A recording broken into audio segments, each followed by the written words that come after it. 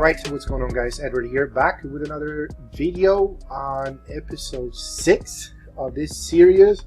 We're going to continue discussing about inducement and liquidity, because this is the most requested subject, and it's still people not understanding, and I want to specify, even give more details about this. So, understanding inducement and liquidity.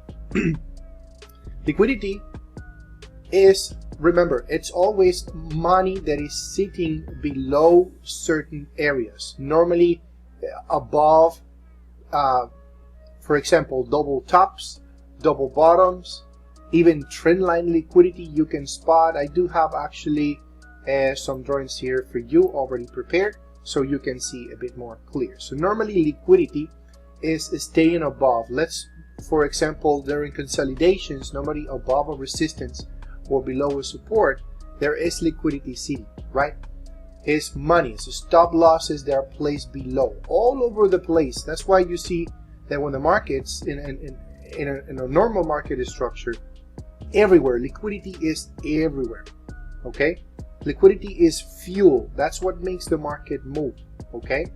So basically, above equal highs, and even supply and demand zones, they are liquidity zones. Sometimes you can find that the markets will take liquidity even from an order block, like it will do a little trap right there, right? A little sweep, liquidity sweep, maybe sweeping all this area, right? To then perhaps push up, right? Sometimes that is going to happen, okay? Because yes, it is. This is actually known as an inducement area as well. And let me explain. When you spot an actual order block, for example, right here, right? Nice aggressive buy, price broke this high. We do have liquidity form also below this low. I did not mark it up, but below this lows right here, this is liquidity. This is all liquidity, right? And when you see this order block, you're ready to jump in. So the actual word inducement is basically, it's a word to force you into an entry. So this order block is going to force entries, it's going to force traders into buying in this case, right? Traders will definitely be looking for buys in this area, most likely placing a stop loss there, and the take profits somewhere there, right? So you can say that these are inducement areas, okay? Either an inducement area could be an order block, could even be a break of a structure, okay? Or even by touching a trend line, that also could be an inducement area. For example, we see here that this trend right here is moving up, right? So let's say when the market created this minor correction, this minor push, looks like it did create a little support and resistance right there, right? So market came back here, retested the area, and started pushing up, creating a new high. Right, so technically it's creating a little trend right there. What happened when the price again got back to the trend? The actual trend is inducing retail traders to go buying, because they know that's an actual uptrend. The market is going bullish, at least at this very moment, right? So every time the markets approach a trend, that will be inducing, maybe with a trigger. If they see some sort of now bullish engulfing candle, let's say, or pin bar or something in there, right? They will be most likely getting in, and they place their stop loss just below the low, and they take profit, whatever, right? So it's technically that little trend line that you draw. It's an inducement zone. It's an inducement area, right? Because it will force traders to get in, and as soon as you know, this whole trend is filled with money below those lows, right? Stop losses. Eventually, the markets will come back down, right? Like it did here, you see coming back down, taking those lows, stopping those people out. Of course, traders who are still holding their entries, or maybe they took their profits already right there, or traders that are swing trading, they're holding for longer, right? And their market is just basically taking liquidity from these previous entries right there, right? To sweep them out, okay? So that's basically it. This is trendline liquidity, is basically the same thing. So below the lows on a trend, there is money sitting above a swing high or swing low. There's always money sitting there from potential sellers. Let's say right here you see this swing high. Even the market created this little bearish order block right there. Nice aggressive sell, came back, mitigated the order block, and dropped. Right. So when you enter somewhere there, your stop loss is somewhere there, normally above those highs. Right. So that's liquidity. Okay, it's money sitting above. Stop losses sitting above that zone. Okay. Consolidation. Every time markets consolidate, I always explain this. When the market is consolidating, the more it consolidates, the more entries are being placed by buyers and sellers. There's got to be thousands of traders right here buying every time the market keeps, hold on, every time the market keeps consolidating like that, they keep buying every time it touches that support, right? As soon as you know, this whole below the support is filled with stop losses, and above the highs also from people who is trying to sell, right? So that's why all these zones, it's money sitting above, a lot of money. Below the lows, when you have a very strong support, you know that below those lows there's money sitting. You don't need to be smart to understand that, and just the algorithm that was created to move these markets up and down depending on what's happening, the manipulation will come in, right? And they will eventually take this liquidity. You may think, or the market may not take the liquidity at the moment, but eventually they will be taken somewhere else. Like if they didn't take this liquidity, guess what? They were not concerned about this liquidity at the moment because the price pushed up. What they were doing is sweeping this liquidity out. So you see, sometimes that's why it's a lottery. You can get lucky with this one. The market did not stop you out right here, right? It pushed up. But it's because market was paying attention more to this highs right there that needed to be liquidated. You know what I mean?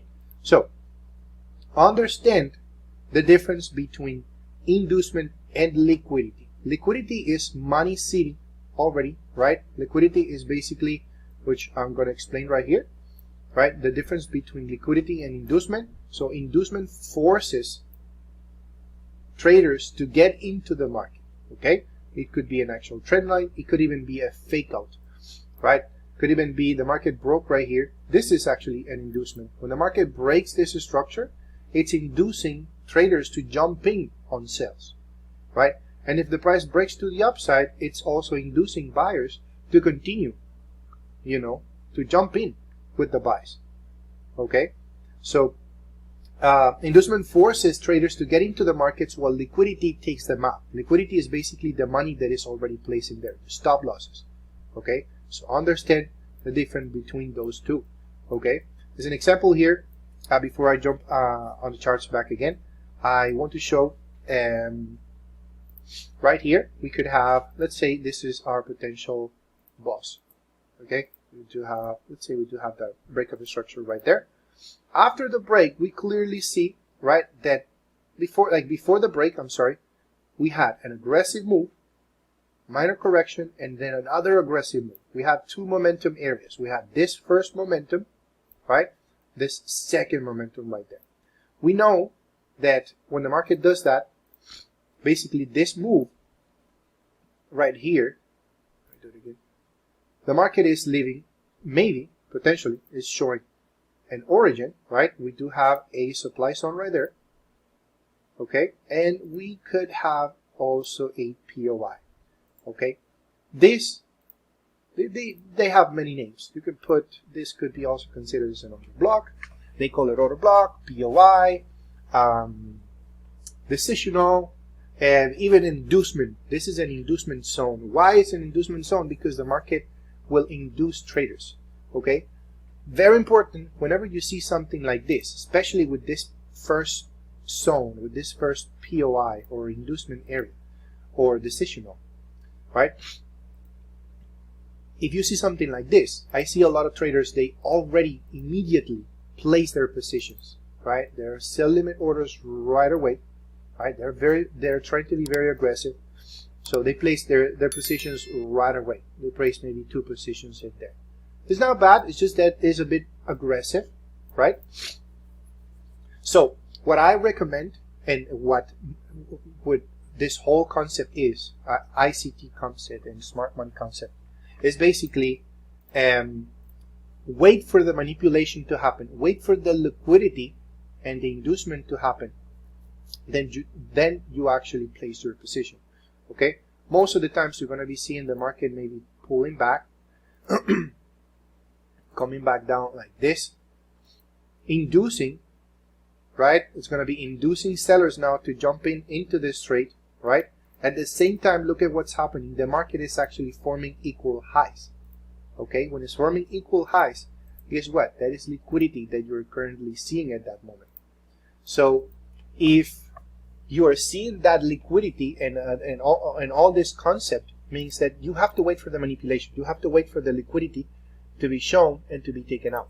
At that point, when you see the liquidity, now you can start placing your position in there, right? Because you know that market has built the liquidity, and just simply wait. And you wait a little bit more, and you wait for the market to then eventually come back here to then go your direction. Okay, sometimes, I'm not saying all the time, because this doesn't happen 100% of the times. I'm sorry. Sometimes the market will definitely react to that POI and it will crash. Totally, yes, that will happen. That will happen. Okay, what I recommend, guys, is to be patient and wait for some sort of liquidity to be formed. I normally like to see some sort of, I always explain this, some sort of double top or some sort of liquidity formation, some highs, something like that, right? That would make me feel confident about placing my position and then going with the sell. I want to see some sort of liquidity formation. Okay, because at the end of the day, we don't know 100% where the market is going to go. The market could even just continue pushing up, or even do an entire sweep and then crash. Okay, so this example is just to show you the probabilities and the possibilities. I'm not saying that it will always work, that it will always be like this. No, it's not always like that. Okay, you have to understand that no strategy works 100% of the times. It's just that this has a good probability range, and it doesn't matter if you still got stop loss. And as a matter of fact, sometimes the market will maybe sweep this liquidity, not even touch this zone, and then crash after that, and you're going to miss the entry. That's also possible. That could happen, and that will happen. Okay, so understand what is actually an inducement and what is the liquidity. So this is actually known as an inducement zone because it will induce sellers to jump in. Okay, so if they jump in, right, it's simple. The algorithm already knows that there is a lot of positions open at this point right there at that POI, and it's easy for them to just push it up a little bit more to sweep and then now go with the highs, or even sometimes even go higher to sweep this entire, to take all this liquidity out. There's more money. Remember, there's money sitting above every single zone. Liquidity here, liquidity here. So sometimes market will even do that little dirty move before it comes crashing down. Okay, so understand the possibilities, the probabilities. I'm not saying this will work 100% of the times. Let me give you some examples now on the chart. Alright, here we can see that the market, like at this point, is creating some sort of little support here. It did create that little support, and it was a minor, actually, if you look closely, it was a minor consolidation right there, right? Then we have that takeoff right there. The market broke to the upside. Remember, when the market consolidates, it's money, liquidity above and below. Okay, below this lows, above the highs, liquidity. Market pushed up, took that liquidity out completely, right? We clearly see that there was a nice order block right here in this area. Also know that this is an inducement area. The market will at some point come, induce buyers to jump in, right? And their stop losses will be below, right? So that's again more money sitting below, okay? That will eventually be taken out as well. So we also see that right here there was a nice resistance. Market consolidated here for this entire sort of range right there, right? So guess what? more money sitting. There's a lot more money sitting above this highs that will eventually be taken out. When was taken out? Right here, the market started pushing up. So it took that liquidity out. Plus, at the same time, it's also inducing buyers to jump in. And believe me, at the same time the market was touching or reaching this resistance, it was also most likely inducing sellers to jump in again. When a market is reaching a resistance, aggressive sellers, they will try to sell right away. Conservative traders, they will look maybe for a rejection candle, a bearish engulfing candle or something, right? But aggressive traders or new or beginner traders, they will be looking for a sell almost immediately. So these are all inducement areas, okay? Areas that will force traders to jump into the markets, okay? So you see, it's inducing buyers. After the break, it's inducing buyers to jump in. And look what it's doing. A little manipulation there. It went down actually a little deeper because guess what? Their stop losses are below. Right? As soon as you know that whenever you enter aggressively as a retail trader, you place the stop loss below the zone. Market comes down, stop you out, and maybe it's even inducing sellers to jump in now. Back again thinking, oh, I see, this was just a fake out. The market was not going up. Now it's going back down. So they are most likely jumping in on sales. And in reality, market is going up and even breaking those highs again and then comes back down. So you see it's starting to just play around. It's below these lows. Now we have more money sitting, stop losses there. There's money here. Market was creating basically this little resistance right there. There is more money sitting above those highs right here. All this is are stop losses. You see now price fails. Start taking this liquidity, this lows down. Continue dropping, even taking this liquidity down. So you see that liquidity is everywhere. Money is everywhere. No matter what time frame you are seeing this, money is everywhere. Especially during, you know, big times like New York time frame, London time frame, when London and New York are open at the same time, there's a lot of volume. There's a lot of entries going on. Markets are making millions of dollars when you are probably losing, right? Because they are swiping, you know, taking money everywhere. Every single move the market makes is taking money. Okay? Every single move. Let's continue. Right here. I can clearly see a downtrend, right? Mark out this downtrend like this. Okay, again, just as an example. If you're in a downtrend, there is liquidity above those highs. Right here is inducing sellers to continue jumping, right? Every time the market gets close to the trend, will most likely be inducing sellers to jump in, right? And they're placing the stop loss above, right? Inducing sellers to jump in. Same thing here. When the market was getting into the zone, you see a little rejection, bearish engulfing candle. Boom, that's it. That's the trigger for them to jump into sales, right? So what's going to do? The market will eventually come up. You see, it went up taking. If you did not close your entry, maybe luckily some traders, they will go for the 1 to 2 risk reward, 1 to 3, or they want to go very greedy and they want to get the 1 to 10 risk reward, whatever they are aiming, right? So those traders are going to be most likely be stopped out. Okay, so it's everywhere. Liquidity is everywhere. If I keep looking just in here, liquidity, it's pretty much everywhere. There's a little consolidation here. So there's money being placed below these highs, below these lows, above these highs, which they were taking out. You see market faked out, pretending it was going up. It was sweeping these highs out before actually going to the downside, now stopping these buyers out. So you see, it's the markets are making money in every single move, and it's inducing buyers or sellers every single time to either continue with the sales, continue with the buys, whatever direction, always. Okay, very strong resistance. Every time the market gets to this zone, it's inducing sellers. This area completely above these highs, it's filled with a bunch of stop losses. Okay, it's all money sitting above. Eventually, we don't know when exactly, eventually the markets will come up and take them out. Look at that little trap manipulation before the market actually went down, right? Strong manipulation right there. You're like, what the hell? Why is this happening? It's manipulation, guys, and it is going to happen. Welcome to trading. This is basically happening every single day.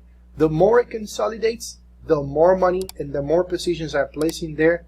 As I mentioned, you don't need to be smart to understand where the stop losses are. Okay? Not just you are looking for sales in this resistance. Not just you. Thousands of traders, beginners, even professional traders are trying to jump in, and they will eventually get stopped out. What matters here is that you understand, you know how to manage your risk, so you won't be blowing your account with, with losing one trade. That's what really matters. That's what you also need to understand. So I hope this video helps you guys understanding now the concepts of liquidity and inducement a little bit more, being a bit now more patient and understanding everything, how the market moves whenever they take that liquidity, how to prevent being liquidated. I would say it's impossible, because you don't move the markets. We don't move the markets. You could have the best setup, you could have a beautiful order block, and still you don't know if that order block is going to play out.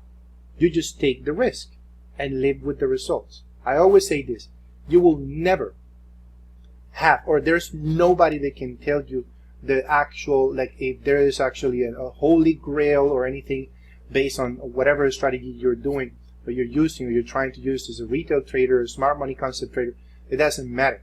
At the end of the day, you don't know where the market is going to go. It can still take you out, and it will take you out. Okay? So if you're new on the channel, please subscribe, give it a big thumbs up. This is video, I believe, 6 of this series. I'm gonna leave the link right here at the top of the corner, so you can watch the previous videos. There will most likely be more upcoming, and let me know what you want to see next based on market structure. So thanks again for watching. I'll see you in the next one, guys. Take it easy.